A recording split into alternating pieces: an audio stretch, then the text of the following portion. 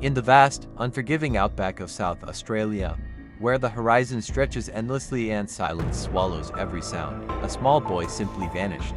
4-year-old Gus Lamont was playing outside his family's remote property, 40 kilometers south of Yunta, when his grandmother stepped out to check on him. And he was gone. No cries for help, no footprints, except one tiny boot print half a kilometer from home. For weeks, police, volunteers, and neighbors searched across 6,000 hectares of rugged land, a place so empty that even finding a single clue felt like a miracle. Yet nothing. No trace of Gus, no sign of where he went, or what happened in those silent minutes before sunset. In a community used to hard country and harder losses, this disappearance has left an ache that won't fade. Tonight, we explore the shocking outback mystery of Gus Lamont, a case that has baffled police, torn through the hearts of locals, and left one haunting question: how can a child vanish without a trace in the middle of nowhere? South Australia's outback is a world apart, a landscape so vast and ancient that distance itself becomes a form of silence.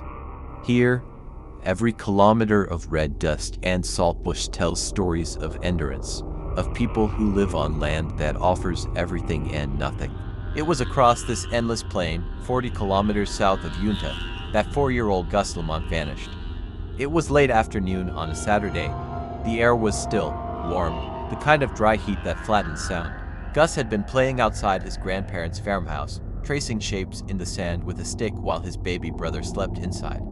His grandmother remembers glancing through the window, a few minutes of quiet, then she stepped out to check on him. But the yard was empty, no footprints leading anywhere obvious, no sound of movement, only the wind stirring the spinifex.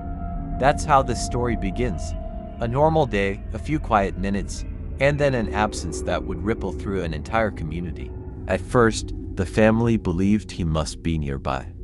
They called his name, searched the sheds, the water tanks, the shallow creek beds behind the house. But every minute without an answer fed a creeping sense of dread. By 5 o'clock they phoned emergency services. Within hours, local volunteers and police units began arriving, people who knew the terrain, who had spent lifetimes navigating the stubborn geography of the South Australian desert. They fanned out across the property, marking grids in the sand, shouting into the wind. When dawn broke the next morning, the scale of the search became clear. Helicopters circled overhead, their blades scattering clouds of red dust. ATVs and horses combed the gullies. Neighbors drove in from surrounding stations, men and women hardened by the outback's indifference, but their voices carried a tenderness rarely seen. Everyone felt it, a shared urgency. The Lamont property covers nearly 6,000 hectares, an expanse so wide that even seasoned rescuers can lose their bearings. The terrain shifts from open plains to sudden drops of rocky scrubland, pocked with animal burrows and dry creek channels. During the first 48 hours, police believe Gus might have simply wandered too far, disoriented by the sameness of the landscape. It's a pattern seen before in rural Australia, children following curiosity into the bush. But by the end of the second full day, the searchers began to understand this was different. Not a single piece of clothing, no discarded toy, no clear trail. Only one clue emerged, a small boot print, half a kilometer from the farmhouse. It matched the size of Gus's shoe, but the surrounding ground offered nothing, no follow-up prints, no scuff marks. It was as if the earth had swallowed him whole. Locals like Ruth Whittle, the longtime mayor of Peterborough, describe how the disappearance gripped the region. In cafes, supermarkets, and fuel stops, the conversation always circled back to the same name. Everyone held their breath with each police update, hoping for the miracle headline, "Boy found alive," but that headline never came. Days stretched into weeks. 2 extensive searches covered more than 200 square kilometers, supported by drones, thermal imaging, and tracker dogs brought from interstate. Still nothing. To outsiders, the outback looks empty, an endless nothing. But to those who live there, it's full of life and invisible patterns. Kangaroo tracks at dawn, goat trails that vanish into rock faces, wines that erase footprints within minutes. That natural erasure makes searches cruel here. A child's small prints can disappear in hours. Reporters describe the contradiction: a land vast enough to lose a person completely, yet intimate enough that everyone nearby felt responsible. Neighbors took shifts at road checkpoints, watching every passing vehicle. Volunteers from the state emergency service walked shoulder to shoulder through scrub thick enough to tear their clothes. They found animal bones, rusted cans, forgotten fence wire, everything except the one thing they were looking for. By the third week, fatigue and disbelief set in. Police scaled back active ground searches, redirecting resources to investigative work. Detectives revisited timelines, phone records, and family interviews. They emphasized there was no evidence of abduction, no tire marks, no reports of strangers, and a private road with locked gates between the highway and the homestead. Whoever or whatever took Gus left no trace behind. For criminologists, the case defies logic. Dr. Xanthi Mallet noted that in such remote settings, the lack of CCTV or cell data turns modern investigation into something almost 19th century. Evidence must be read from the land itself, from patterns of dust and decay. But the land was silent. Even aerial thermal scans showed nothing unusual. No disturbed soil, no heat signatures, no anomalies. Those who know the family speak of honesty, resilience, and heartbreak. Their neighbors describe them as the kind of people everyone trusts with their gates, livestock, and children. They are still living the same nightmare every sunrise. Every knock on the door, every police car seen in the distance brings a flicker of hope, then the egg of disappointment. By the fourth week, the official line was that the active search had concluded. The investigation, police said, would continue. Behind that procedural language, the community heard something heavier, the moment when hope begins to feel like denial. Yet even as the official operations wound down, locals refused to stop looking. Farmers driving to town would skin fence lines, dry wells, and old sheds, unwilling to let the land keep its secret. To this day, people like Flirtiv, a neighboring landowner who joined the first search, say they still believe Gus is out there somewhere. Alive, waiting, perhaps lost in a way no map can explain. And maybe that's what makes this story so haunting. Not just the mystery of where he went, but the impossibility of understanding how anyone could disappear so completely in a place that feels like home. As the sun sets over the red plains, the horizon burns orange and then fades to violet. The temperature drops, and the land that seemed endless during the day becomes a void after dark. For the Lamont family, each sunset is a reminder. The day ends without answers. The night begins with the same silence. And somewhere in that silence lies the truth about what happened to a 4-year-old boy who never came back. When the first official search ended, the Outback fell silent again. Helicopters stopped circling. Police convoys packed up, their tire marks fading into the sand as if they had never been there. What remained was the emptiness, and the question no one could stop asking: how can a child vanish completely in open land? For investigators, the second phase began, not walking, but sifting. They reviewed hours of aerial footage, re-examined GPS coordinates, and compared notes from volunteers who had combed the same ground. Every path looped back to the same spot: a fenced property, a dirt road, and silence. Detective Superintendent Dave Bray told reporters there was no sign of foul play. No evidence of a vehicle entering unnoticed, no witnesses, no disturbances. It was the statement everyone expected but no one wanted to hear. If no one took Gus, then the land itself had. Search specialists revisited the map. Could a 4-year-old travel more than a kilometer in rough terrain? Possibly, but not without leaving clues. Could he have wandered toward a dam or an abandoned shaft? Those areas were searched repeatedly. Even cadaver dogs found nothing. As days turned to weeks, theories rose like dust storms on the horizon, faint, swirling, never quite taking shape. One theory was simple misadventure, that Gus followed an animal into the scrub and succumbed to the elements before rescuers arrived. But temperatures that weekend were moderate, not lethal. The area showed no animal disturbance, no scavenger trails, nothing to suggest remains. Another theory whispered online: abduction. Some insisted there must be a human hand behind every disappearance. Police dismissed it quickly. The property was isolated, accessible only by locked gates and dirt roads visible for miles. Any vehicle would have raised dust seen from the farmhouse. No one saw anything. A third theory was darker: hidden mine shafts beneath the soil. Searches checked dozens, lowering cameras and sensors into the narrow openings. All came up empty. It was as if the earth refused to reveal its secret. In Yunta, talk of the case shifted from gossip to grief. Helicopters still triggered instinctive hope. Farmers checked water tanks each morning, scanning for footprints or a toy. But there was nothing, In Peterborough, Mayor Ruth Whittle described the mood as suspended. "We're all holding our breath," she said. "Every day, you hope this is the one where they find something."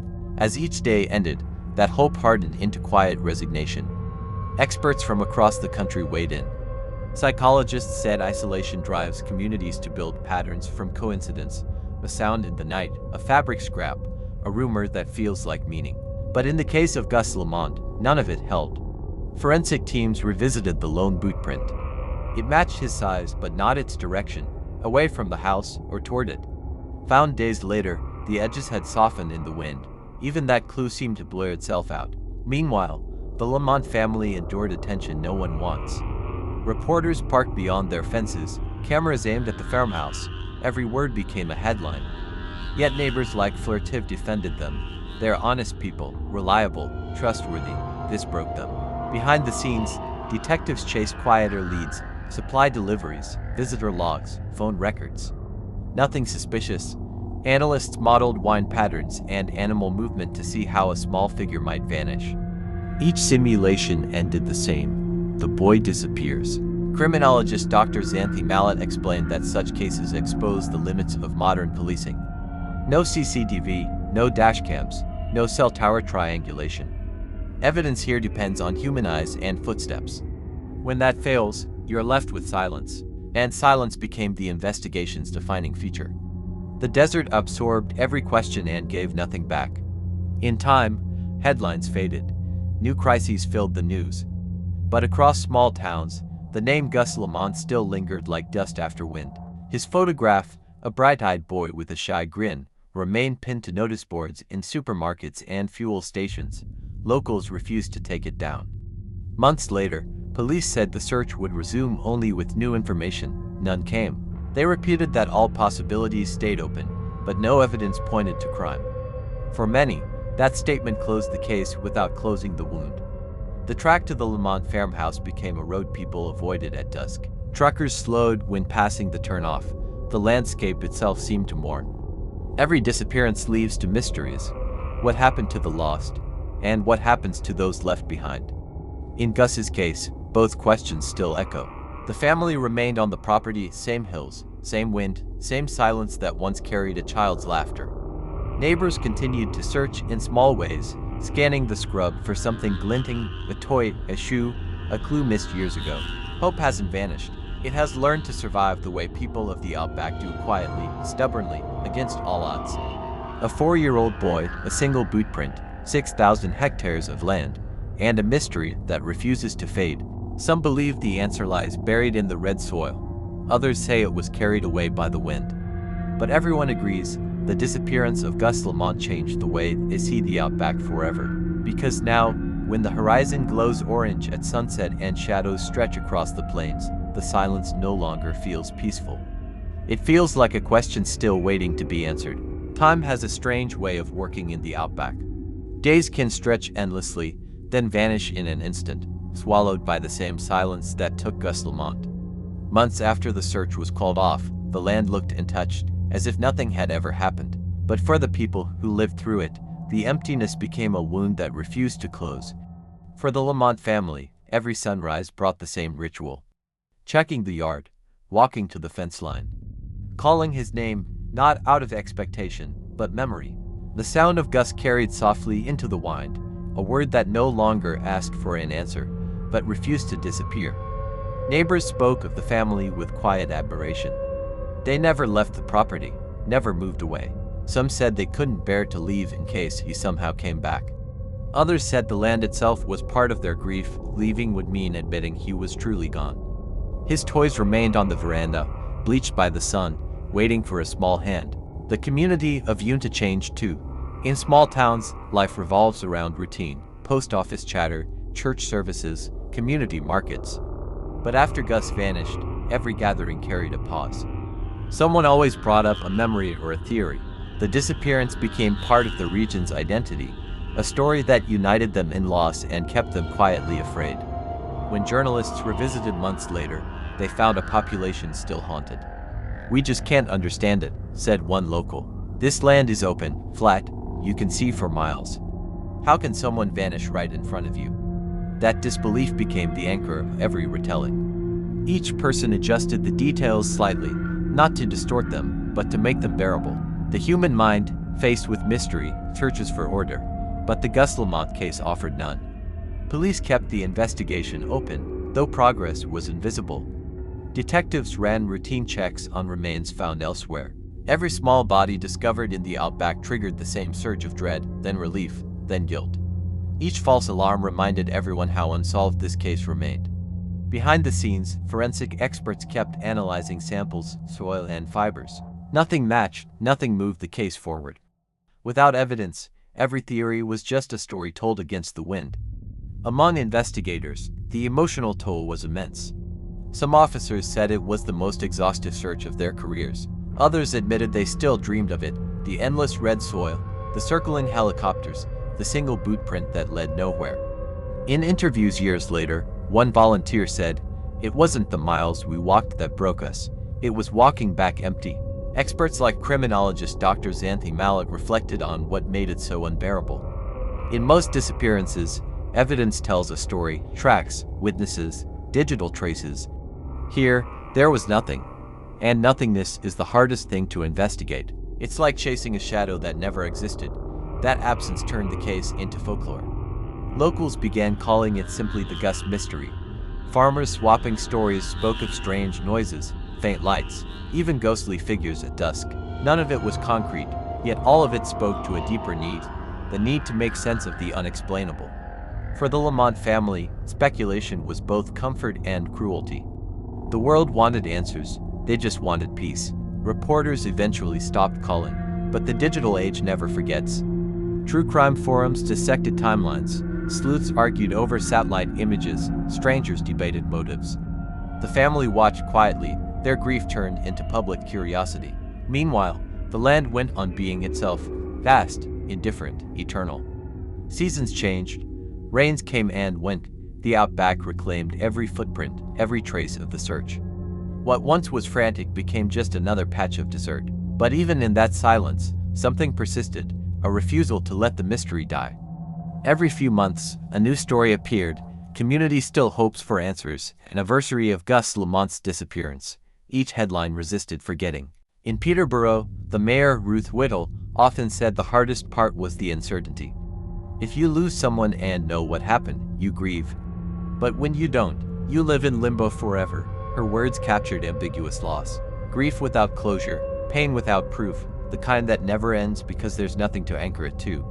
The search for Gus taught the community about themselves and the land they thought they knew. The Outback became a reminder of fragility.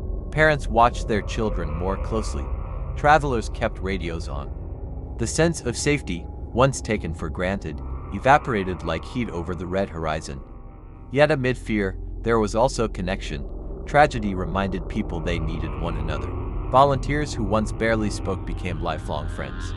Farmers who had never met before shared meals, exhaustion, and silence.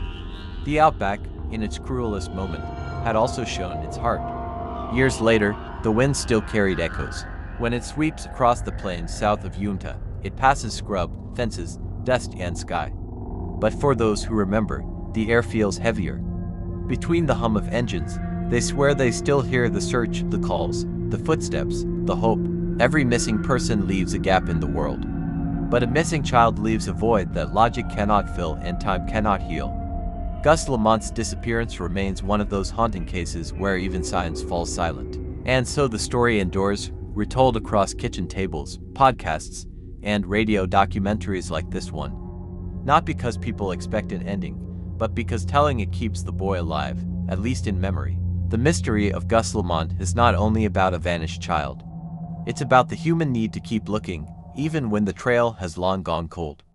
Because somewhere out there, between the dunes and the stars, his name still rides on the wind. And as long as someone speaks it, the search is never truly over. Some mysteries are solved by evidence, others are solved by confession. But the disappearance of Gus Lamont belongs to neither world. It lives in that narrow, unbearable space between knowing and never knowing, a silence that refuses to end. 4 years old. One moment he was there, drawing in the sand. The next, he was part of the landscape, Another secret folded into 6,000 hectares of Australian desert. Searches came, the community rallied, and then, one by one, the voices faded. Only the wind stayed. When we talk about unsolved cases, it's easy to focus on the puzzle, the clues, the timelines, the theories. But behind every headline is a family that wakes up each day to the same question. Where is he? Is he cold? Is he gone? And what does it mean to keep hoping when hope itself begins to hurt? The Gus Lamont case reminds us that the Outback is not just a backdrop, it's a character. It gives life and takes it. It hides, erases, protects, and punishes. It's both sanctuary and trap. And somewhere out there, beneath the same sun that set on that Saturday afternoon, lies the truth. Maybe it's buried beneath layers of red dust. Maybe it's lost in the quiet between two gusts of wind. Or maybe, like so many Australian mysteries, it has simply become part of the land itself, whispered in the shifting sand, heard only by those who still listen. For the people of Yunta, the story never ended. It changed the way they walk the land, the way they look at silence. It taught them that even a single missing child can reshape the identity of an entire region. Every year, locals still leave small tokens near the old property, a toy car, a note, a flower carried by the wind. Each one says the same thing in a different way. We remember you, Gus. And that's why stories like this matter, because remembering is its own kind of search. As long as we speak their names, the missing are never completely gone. If this story moved you, take a moment to like this video, share it, and subscribe to Crime Wisp. We explore real, unsolved mysteries, cases that reveal not just what happened, but what it means to vanish, to search, and to endure. Have you heard similar disappearances from Australia's outback or other remote regions? Share your thoughts and theories below. We read every comment. For now, this is Crime Wisp, where every whisper hides a truth, and every silence has a story.